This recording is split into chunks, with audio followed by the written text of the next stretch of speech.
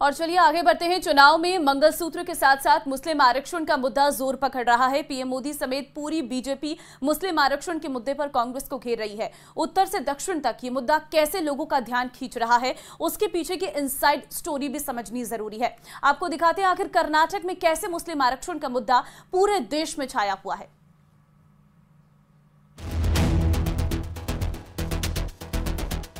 पहले कांग्रेस पर आरोप लगा कि वो संसाधनों को छीनकर मुसलमानों में बांटने की योजना बना रही थी। अब कर्नाटक में कांग्रेस सरकार पर आरोप लगे हैं कि पिछड़ों के लिए आरक्षित कोटे से जगह छीनकर वो मुस्लिमों को दे रही है। इसका मतलब ये है कि ओबीसी समाज का हक मारकर उसे मुस्लिमों में बांटा जा रहा है। इस मुद्दे पर सियासी पारा बढ़ गया है। कांग्रेस और बीजेपी आमने सामने हैं। राष्ट्रीय पिछड़ा आयोग ने कर्नाटक सरकार के फैसले पर सवाल खड़े किए हैं। पहले ये समझिए कि कैसे ओबीसी आरक्षण में मुस्लिम वर्ग के उन जातियों को भी लाभ दिया गया है जो आरक्षण के दायरे में नहीं आते। कर्नाटक में कैटेगरी 1 के तहत 17 मुस्लिम जातियां शामिल हैं, जो 4% ओबीसी कोटे के तहत आवेदन कर सकती हैं। इसके बाद कैटेगरी 2A में 19 मुस्लिम जातियां शामिल हैं। कुल मिलाकर 393 जातियां इस सूची का हिस्सा हैं।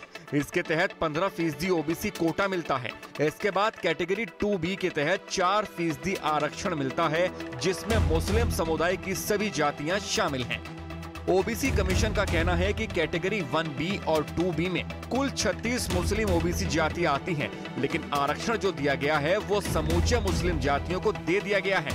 कर्नाटक गवर्नमेंट ने, कर्नाटक सरकार में जो हुआ है 2002 से, वहाँ पर 4% आरक्षण पूरे मुस्लिम भाइयों को दे दिया है। यानी कर्नाटक ऐसा स्टेट है कि वहाँ पे हर मुसलमान ओबीसी में है। इस तरीके से दिया हुआ है कि इसमें भी भ्रम फैलाया जा रहा है। इसमें भी आपने जो मुझसे सवाल पूछा, ये आधा सच है और अर्ध सत्य पूरे झूठ से थोड़ा दिक्कत तलब होता है। सुप्रीम कोर्ट का फैसला आया था जब हमारी सरकार आई थी कि जो रिजर्वेशन है वो खत्म नहीं किया जा सकता है। मुझे ऐसा लगता है कि अगर पिछड़े वर्ग में उनको शामिल किया गया है तो जरूर इसके पीछे कोई नीतिगत सोच होगी। प्रधानमंत्री नरेंद्र मोदी ने भी छत्तीसगढ़ में एक चुनावी रैली में इस मुद्दे को उठाया। पीएम ने कहा कि कर्नाटक की कांग्रेस सरकार ने एक और पाप किया है। मुस्लिम समुदाय में जितनी भी जातियां हैं, सबको उन्होंने ओबीसी कोटे में डालकर ओबीसी बना दिया। कांग्रेस ने सामाजिक न्याय का अपमान किया, सामाजिक न्याय की हत्या की। कांग्रेस ने भारत के सेक्युलरिज्म की हत्या की। कर्नाटका अपना यही मॉडल ये कांग्रेस पूरे देश में लागू करना चाहती है। राष्ट्रीय पिछड़ा आयोग को कर्नाटक में ओबीसी आरक्षण कोटे में अनियमितता की जानकारी मिली थी। उसके बाद आयोग ने पिछले 6 महीने में इसकी जांच शुरू की तो पता चला कि साल 2023 में राज्य के सरकारी पीजी मेडिकल के 930 में से 150 सीट मुस्लिम वर्ग को आरक्षित किया गया है, जो करीब कुल सीट का 16% है। खास बात यह है कि इनमें मुस्लिम वर्ग के उन जातियों को भी लाभ दिया गया है जो आरक्षण के दायरे में नहीं आते। कांग्रेस का असली फेस यही है। वह इस देश की हर संस्था, हर व्यवसाय में डिवीजन करना चाहती है। भारतीय जनता पार्टी ने हमेशा इसका डटकर विरोध किया है और हमेशा पूरी ताकत से हम इसका विरोध करेंगे। और साथियों, इस बार के मैनिफेस्टो में फिर कांग्रेस ने सरकारी नौकरियों में रिलीजियस माइनॉरिटीज के लिए रिजर्वेशन का संकेत दिया है। इस बार के उसमें जो यदि लागू किया तो उसमें आर्म्ड फोर्सेस को भी उसके दायरे में यह ले सकता है। यह देश की यूनिटी और इंटीग्रिटी को प्रभावित करने वाला एक थॉट है। एनसीबीसी ने माना है कि मुस्लिम समुदाय में ऐसा वर्ग है जिन्हें आरक्षण की जरूरत है, लेकिन पूरे समुदाय को पिछड़ा मानना गलत है।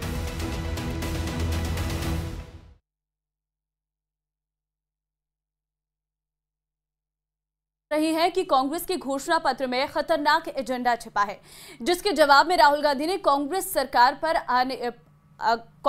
आने पर देश में आर्थिक सर्वे का बड़ा दावा किया है। लेकिन अब राहुल के राजनीतिक गुरु कहे जाने वाले सैम पित्रोदा ने अमेरिका में बैठकर ऐसा बयान दे दिया है जिस पर अब बवाल मच गया है। देखिए रिपोर्ट। माताओं बहनों, ये आपका मंगलसूत्र भी बचने नहीं देंगे।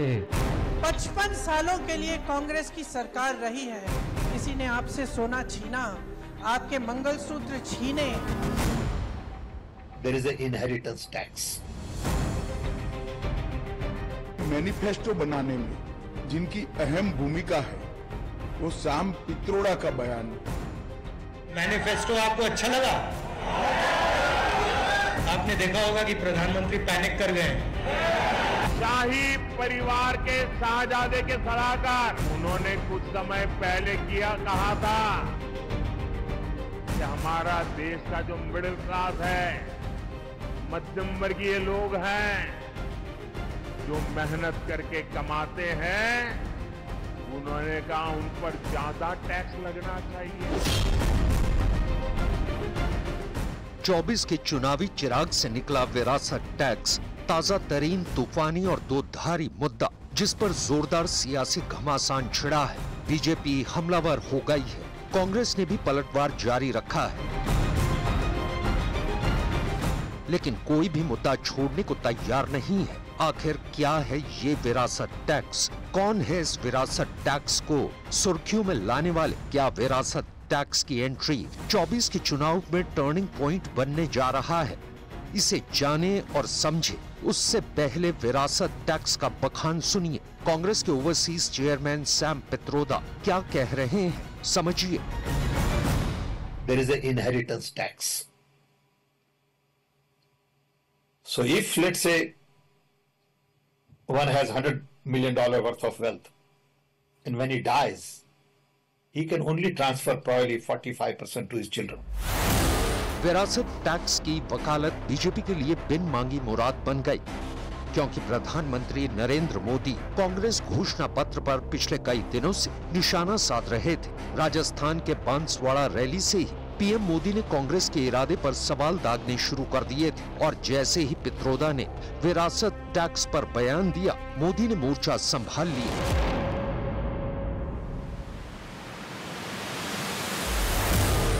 मोदी के साथ ही बीजेपी के तमाम दिग्गज एक्शन मोड में आ गए। कांग्रेस का कहना है कि वो इनहेरिटेंस टैक्स लगाएगी, माता पिता से मिलने वाली विरासत पर भी टैक्स लगाएगी। यानी कांग्रेस का मंत्र है कांग्रेस की लूट। कांग्रेस का मंत्र है कांग्रेस की लूट, जिंदगी के साथ भी और जिंदगी के बाद भी।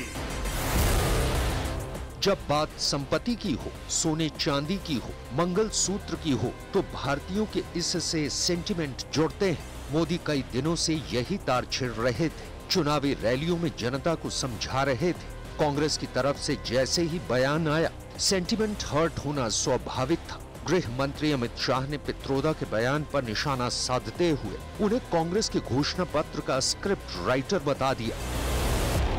पित्रोदा जी के बयान ने कांग्रेस का मकसद देश के सामने स्पष्ट कर दिया है। वो देश के जनता की निजी संपत्ति का सर्वे कर निजी संपत्ति को सरकारी खजाने में डालकर, जो उन्होंने यूपीए के शासन में तय की थी प्रायोरिटी कि देश के संसाधन पर सबसे पहला अधिकार माइनॉरिटी और उसमें भी मुस्लिम लोगों का है, उस प्रकार से इसका बंटवारा करना चाहती है। वहीं सैम पित्रोदा के बयान पर बवाल मचा तो कांग्रेस ने इससे पल्ला झाड़ लिया। कांग्रेस अध्यक्ष मल्लिकार्जुन खड़गे ने खुद को मामले से अनजान बताया। हालांकि कांग्रेस के ही उदित राज सैम पित्रोदा के समर्थन में है।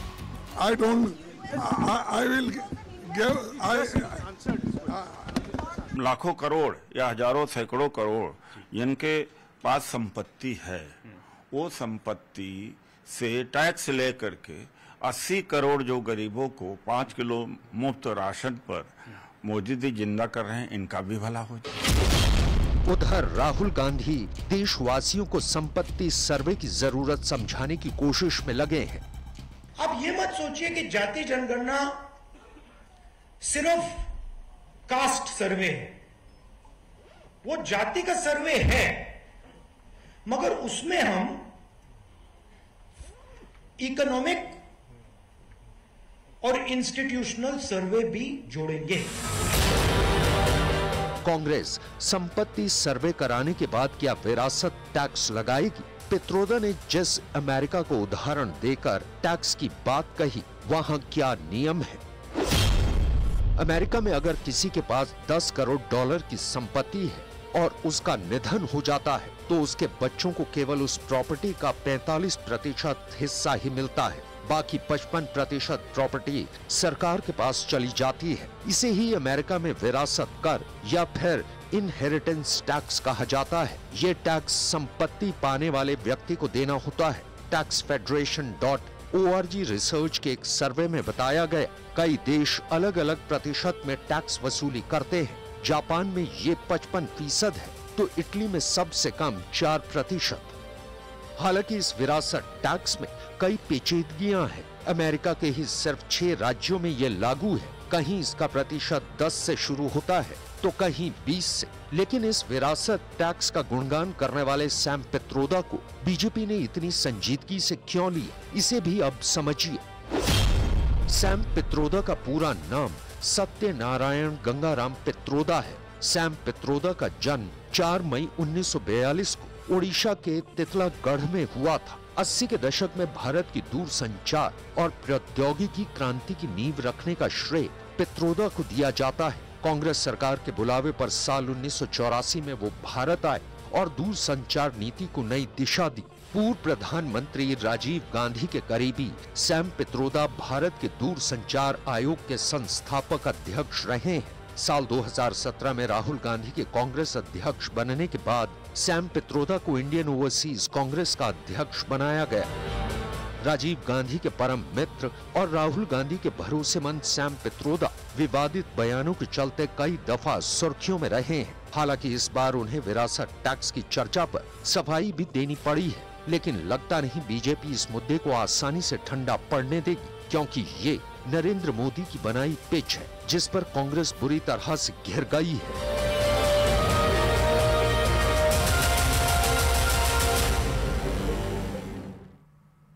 देखिए, अब अमेठी की लड़ाई जीजा साले पर आ गई है। दरअसल केंद्रीय मंत्री स्मृति ईरानी लगातार राहुल और रॉबर्ट वाड्रा पर हमलावर है। जगदीशपुर में जनसभा के दौरान उन्होंने जीजा साले वाला मुद्दा उठाया और जनता को जो संदेश दिया उसके मायने समझते हैं। देखिए रिपोर्ट।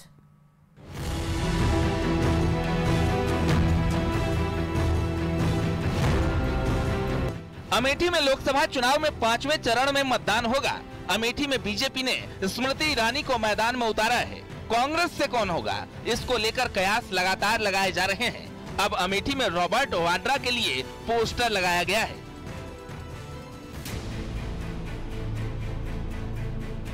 अमेठी के कांग्रेस कार्यालय और गौरीगंज के कांग्रेस कार्यालय समेत कई जगहों पर रॉबर्ट वाड्रा को अमेठी से चुनाव लड़वाने की मांग को लेकर पोस्टर लगाए गए हैं।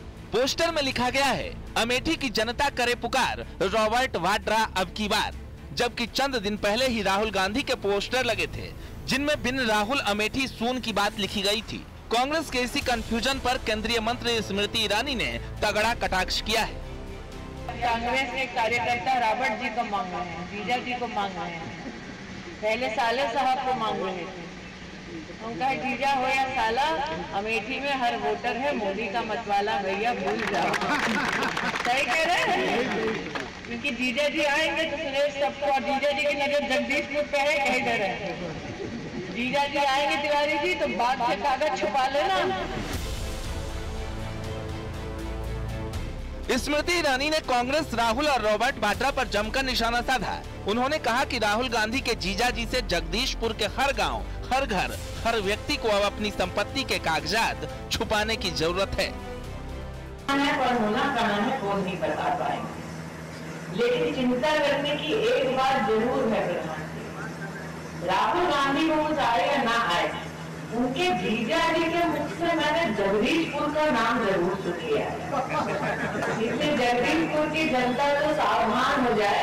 अगर जीजा जी को जगदीशपुर सुरेश ध्यान में आ गया है, इसका मतलब एक एक गाँव एक एक घर, एक एक व्यक्ति अपना खेत का कागज छुपा रहे थे।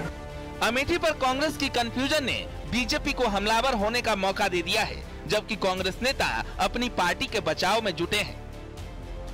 बहरहाल अब तक कांग्रेस की ओर से साफ नहीं किया गया कि अमेठी से राहुल गांधी चुनाव लड़ेंगे या रॉबर्ट वाड्रा, लेकिन सूत्रों का दावा है कि वायनाड में वोटिंग होते ही राहुल गांधी के नाम का ऐलान हो जाएगा, क्योंकि कांग्रेस के इंटरनल सर्वे में भी राहुल गांधी के वापसी के इशारे मिले हैं। Bureau report, news 18।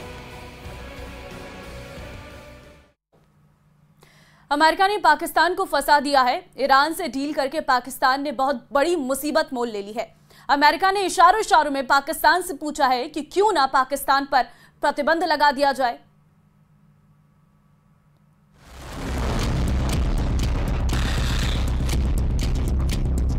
अमेरिका ने मिसाइल छोड़ दी है। ये बैलिस्टिक नहीं, पाकिस्तान पर आर्थिक पाबंदी वाली मिसाइल है जो लॉन्च हो चुकी है। पहली मिसाइल, अगर पाकिस्तान ने ईरान के साथ कारोबार किया तो उसे बुरा अंजाम भुगतना पड़ेगा।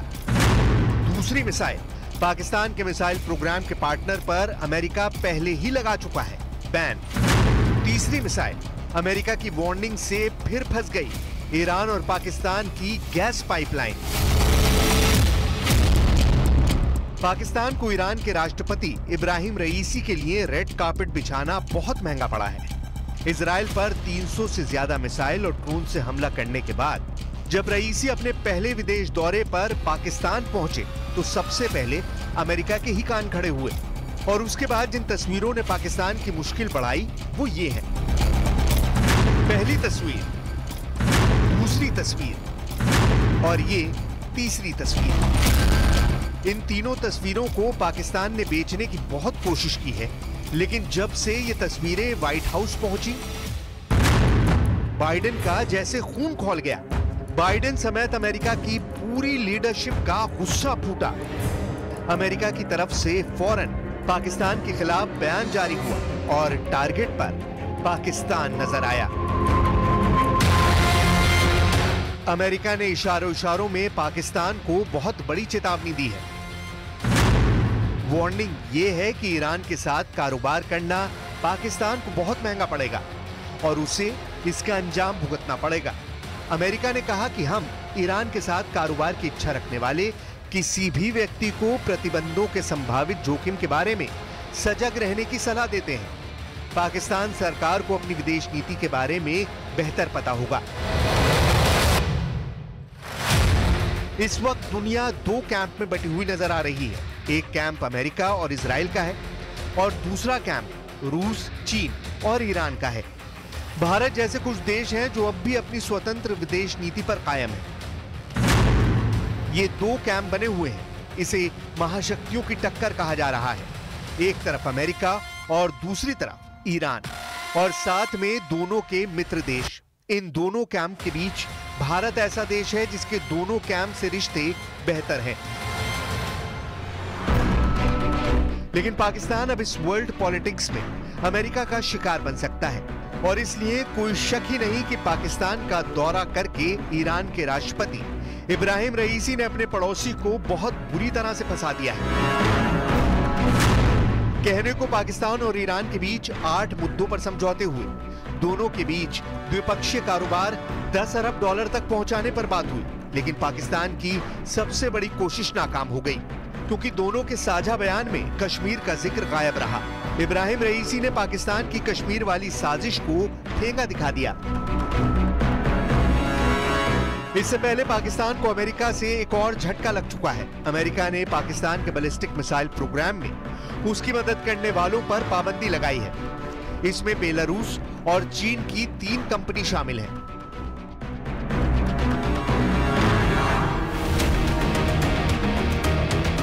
दरअसल पाकिस्तान को जो अमेरिका की मार पड़ रही है उसमें सबसे बड़ी भूमिका 2 देशों की है, यानी अमेरिका के 2 बहुत ही कट्टर दुश्मन।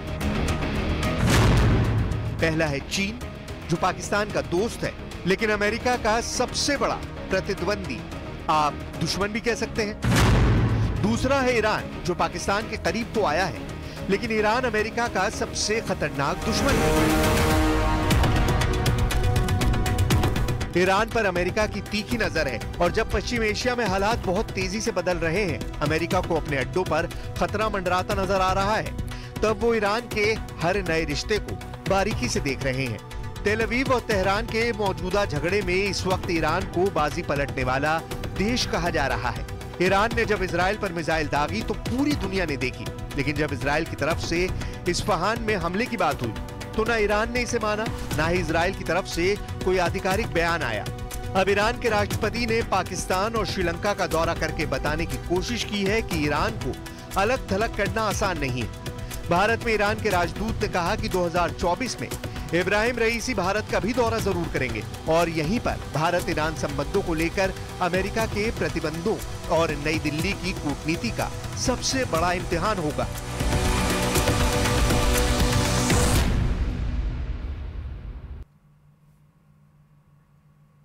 और चलिए एक बड़ी खबर इस वक्त निकलकर सामने आ रही है, उससे आपको रूबरू करवाते हैं। दरअसल करौली से ये बड़ी खबर है, जहां पर गंगापुर के नादौती में 2 लाख की लूट हुई है। बैंक से रुपए निकालकर जा रहे बुजुर्ग से ये पैसे लूटे गए हैं। मोटरसाइकिल सवार बदमाशों ने ये लूटपाट की है। दिन दहाड़े 2 लाख रुपए लूटकर बदमाश फरार हुए हैं। पीएनबी के पास बुजुर्ग से रुपये छीनकर भागे बदमाश। नादौती थाना पुलिस कर रही है बदमाशों की तलाश। तो गंगापुर के नादौती में 2 लाख की लूट की ये वारदात सामने आई है। पैसा लेकर जा रहे एक बुजुर्ग से इस लूट की वारदात को अंजाम दिया गया है। 2 लाख रुपए की नकदी जो है वो इन बदमाशों ने लूटी है। ये करौली से जानकारी इस वक्त आपको दे रहे। गंगापुर के नादौती में 2 लाख रुपए की लूट का ये मामला निकलकर सामने आया है। गंगापुर के नादौती में 2 लाख की लूट हुई है। देखिए बदमाशों के हौसले इस कदर बुलंद हैं कि राह चलते व्यक्ति से लूट की वारदात को अंजाम दिया गया। धर्मेंद्र शर्मा संवाददाता करौली से फोन लाइन पे हमारे साथ है। धर्मेंद्र, खबर सामने आई है कि 2 लाख रुपए की लूट बदमाशों के द्वारा की गई है। किस वक्त की पूरी घटना है? जी देखिए, बताना चाहूंगा ये पूरा का पूरा मामला नादौती मुख्यालय का है, जहां पर एक राम प्रसाद नाम का वृद्ध है जो पीएनबी बैंक की शाखा से 2 लाख रुपए निकालकर अपने गंतव्य की ओर जा रहा था। इस दौरान 3 बाइक सवार युवक आए और वृद्ध से पैसे छीनकर घोड़ाचंद्र जी की तरफ भाग गए। जैसे ही पुलिस को सूचना मिली है, पुलिस ने आसपास की चौकियों पर नाकाबंदी कराई है और आरोपियों की तलाश की जा रही है। साथ ही ठीक है धर्मेंद्र, बहुत धन्यवाद आपका तमाम जानकारी देने के लिए। और इस बुलेटिन में फिलहाल के लिए बस इतना ही। बाकी अन्य खबरों के लिए बने रहिए हमारे साथ। नमस्कार।